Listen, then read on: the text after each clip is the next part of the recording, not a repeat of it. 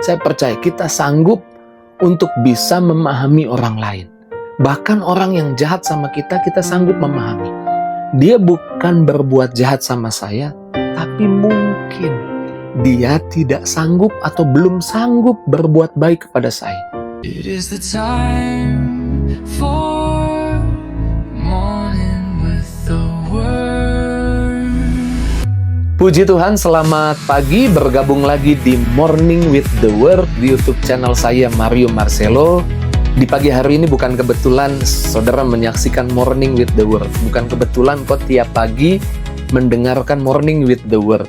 Karena Tuhan mau saudara bukan hanya dicukupi makan minumnya, dicukupi kesehatannya oleh Tuhan, tapi Tuhan mau engkau bertumbuh juga, bertumbuh dalam sikapmu.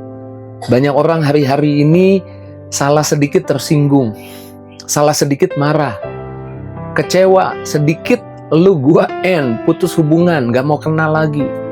Banyak orang hari-hari ini entah mengapa rasanya menurut saya pribadi mentalnya lemah, gampang dikalahkan keadaan, gampang tersinggung, gampang marah dengan orang lain. Tapi tidak dengan saudara dan saya yang hari ini dengar firman Tuhan, dikasih kemampuan oleh Tuhan. Dan orang-orang biasanya berlindung dengan pemikiran saya coba melindungi diri. Saya nggak jahat, saya nggak mau kenal lagi sama dia, saya nggak jahat, tapi saya coba melindungi diri. Padahal itu sebuah alasan. Dia terpenjara oleh ketidakmampuan untuk memahami orang lain, ngertiin orang lain, nggak sanggup, nggak mampu untuk menghadapi keadaan yang dalam hal berhubungan dengan orang lain kita pasti saja bisa konflik. Karena kita berasal dari keluarga yang beda, latar belakang yang beda. Tapi Tuhan mau kita tidak dikalahkan oleh situasi itu. Kita menang atas situasi itu. Alkitab berkata dalam Roma 12 ayat 15, bersukacitalah dengan orang yang bersukacita, menangislah dengan orang yang menangis. Saya suka ayat ini. Karena hari-hari ini banyak orang susah bersukacita dengan orang yang bersukacita. Lihat orang naik jabatan, entah mengapa hatinya kayak marah gitu. Kayak nggak suka gitu. Kok dia naik jabatan? Harusnya saya gitu kan. Lihat orang beli rumah baru, mobil baru, wah korupsi kayaknya, ambil uang kayaknya. Kayaknya nggak bener nih, kayaknya. Lihat orang diberkati susah untuk bersukacita. Tapi firman Tuhan ajak saudara hari ini bersukacita dengan orang yang bersukacita.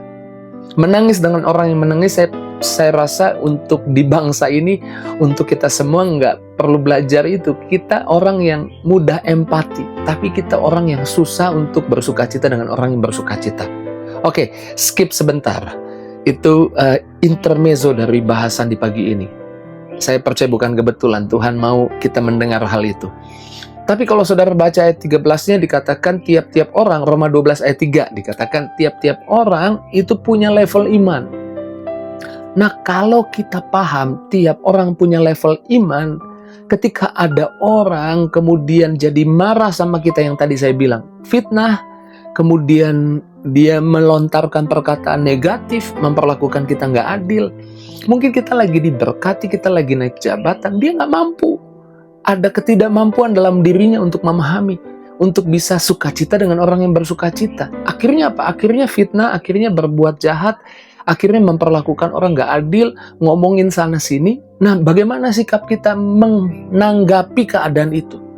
Kita harus taruh di pikiran kita bahwa kebaikan Tuhan jauh lebih besar dari sikap-sikap buruk yang dihasilkan oleh orang di sekitar kita yang sesungguhnya mereka memang belum mampu untuk berbuat baik kepada kita.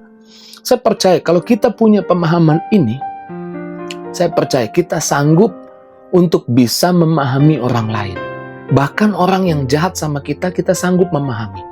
Dia bukan berbuat jahat sama saya, tapi mungkin dia tidak sanggup atau belum sanggup berbuat baik kepada saya. Kalau kita ngerti ini, yang pertama, kita bisa mengampuni. Yang kedua, kita bisa berbelas kasihan kepada orang lain.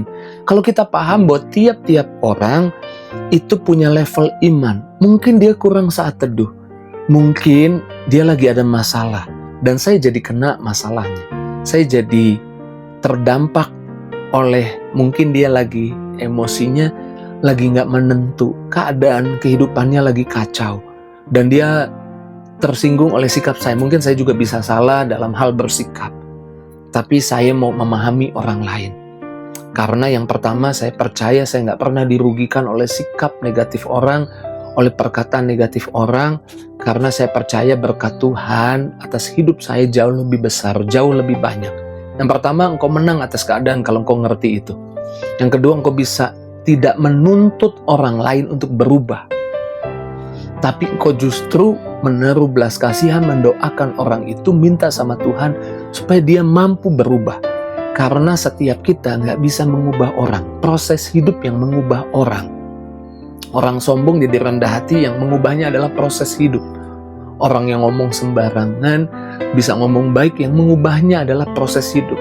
Jadi kalau kita paham, mungkin dia belum sampai di level imanmu. Jadi jangan paksa dia berubah. Kamu harusnya ngomong baik, kamu harusnya berbuat baik. Jangan paksa. Saya suka kasih ilustrasi seperti ini. Mobil saya mobil kecil, cc-nya kecil, 1200. Kalau mobil saudara, mobilnya adalah Ferrari, yang cc-nya, mungkin 5000 cc, itu pasti tenaganya jauh beda. Kalau kita sama-sama berangkat dari, anggaplah kota Bogor, menuju Jakarta, kemudian di tengah jalan, saudara yang pakai Ferrari telepon saya dan berkata, "Pak Pendeta sampai mana?" "Saya baru sampai Sentul, kurang lebih baru 10 km dari pintu tol Bogor, sedangkan saudara udah sampai Cawang. Udah jauh banget. Udah 60 km mungkin. Udah lewat 60 km. Lalu saudara marah. "Jangan gitu dong Pak Pendeta. Kita kan sama-sama bareng, ayo. Ngebut dong, ngebut, tambah kecepatannya. Orang jalanannya kosong." Masalahnya bukan jalanannya kosong. Kemampuan mobil saya nggak bisa melampaui kemampuan atau menyamai kemampuan mobilmu. Mobilmu Ferrari, mobil saya mobil kecil. Yang cc-nya 1200, paling ngebut 120, 140, itu gasnya udah habis. Jangan paksa orang untuk berubah. Tapi sadarilah, orang-orang punya level iman yang beda. Kalau kita punya pemahaman ini, saya percaya hidup kita merdeka. Alkitab bilang di dalam Yohanes 8 ayat 32, "Jikalau kamu adalah muridku, kamu akan tinggal dalam ajaranku, dan kebenaran yang kamu terima itu memerdekakanmu." Kebenarannya yang pertama, kebaikan Tuhan jauh lebih besar daripada kejahatan orang. Yang kedua, tiap orang punya level iman. Jangan paksa, kamu imannya udah di situ dan orang lain belum sanggup. "Oh, saya nggak jahat kok, saya baik kok sama banyak orang, kenapa dia nggak bisa? Saya aja bisa, dia nggak bisa." Udah, jangan paksa. Tapi mulailah doakan. Mulailah punya hati kasihan. Saya percaya kalau engkau punya pemahaman ini saja, kau punya belas kasihan buat orang lain. Ingat waktu Yesus datang di Yohanes 4 kepada wanita yang punya 5 suami dan tinggal bersama laki-laki yang bukan suaminya. Ingat ketika itu Yesus tidak langsung marah-marah, menuduh, atau "Kamu banyak salahnya, kamu bertobat." Enggak. Yesus berkata, "Aku tahu kamu haus." Yesus memahami keadaannya. Dan kemudian mereka berbincang-bincang. Lalu Yesus bilang, "Minum air daripadaku. Kamu gak akan haus lagi." Dan kemudian wanita itu tahu bahwa dia dimengerti. Dan akhirnya wanita itu bertobat, berubah. Bahkan menginjil ke satu kota. Tadinya orang-orang hanya mungkin dia yang menerima Yesus saat itu. Tapi jadi satu kota itu menerima Yesus. Kalau kita bisa ngertiin orang lain, saya percaya sikap kita yang ngertiin orang lain itu mengubah orang itu. Waktu dia melihat sikap kita yang ngertiin orang lain dengan pemahaman firman Tuhan, urapan kasih Tuhan, dia rasakan melalui hidup kita. Sehingga hidup kita jadi berkat. Dan orang itu mungkin berubah bukan karena kitanya, tapi karena sikap kita yang hidup dalam kebenaran firman Tuhan, sikap kita yang membawa urapan kasih Tuhan dan tershare, terbagi buat orang-orang itu, orang di sekitar kita. Dan akhirnya orang itu merasakan kasih Tuhan, berubah. Jadi pagi hari ini saya percaya adalah maunya Tuhan, kita memiliki mental, memiliki pemahaman bahwa kita mampu memahami orang lain karena yang pertama, kebaikan Tuhan jauh lebih besar dari kejahatan orang. Berkat Tuhan jauh lebih besar daripada kejahatan orang. Di pagi hari ini Tuhan mau ingatkan, bahkan kita bisa mengampuni. Alkitab berkata dalam Matius 5 ayat 44, aku berkata kepadamu, kasihilah musuhmu, berdoalah bagi mereka yang menganiaya kamu. Tuh, kasihilah musuhmu, berdoa bagi mereka yang menganiaya kamu. Gimana caranya? Ya nggak ada cara lain selain punya pemahaman yang benar, punya cara pandang yang benar. Cara pandangmu mengubah perilakumu. Alkitab bilang di dalam Amsal 23 ayat 7 bagian A dikatakan seperti ini. Sebab seperti orang membuat perhitungan dalam dirinya sendiri, demikian ia. Sebab seperti engkau memperhitungkan keadaanmu, demikian engkau. Kalau engkau nggak mampu, engkau anggap orang jahat, engkau nggak ngertiin orang, demikian hidupmu jadi begitu. Tapi kalau engkau sadar bahwa tiap orang punya level iman, dan kamu nggak menuntut orang lain sebagaimana Tuhan juga nggak menuntutmu, tapi menuntunmu, saya percaya, sekalipun ada orang jahat, keadaan di sekitar mungkin ya nggak semua orang mampu berbuat baik sama kita, mampu nice sama kita, mampu senyum sama kita, kita memiliki kemampuan tidak dikalahkan keadaan itu. Dan pagi hari ini saya percaya kebenaran firman Tuhan yang sederhana ini melawat kita, menyadarkan kita. Pagi ini biarlah kita keluar rumah, pergi ke tempat kerja, yang sekolah ke tempat sekolah, yang kuliah ke tempat kuliah, kemana kita melangkah, izinkan pemahaman ini dirasakan oleh banyak orang lewat sikap kita. Puji Tuhan, saya percaya Tuhan mau kita bertumbuh, Tuhan mau kita punya sikap yang hebat. Kita bersyukur buat firman Tuhan, mari kita doa.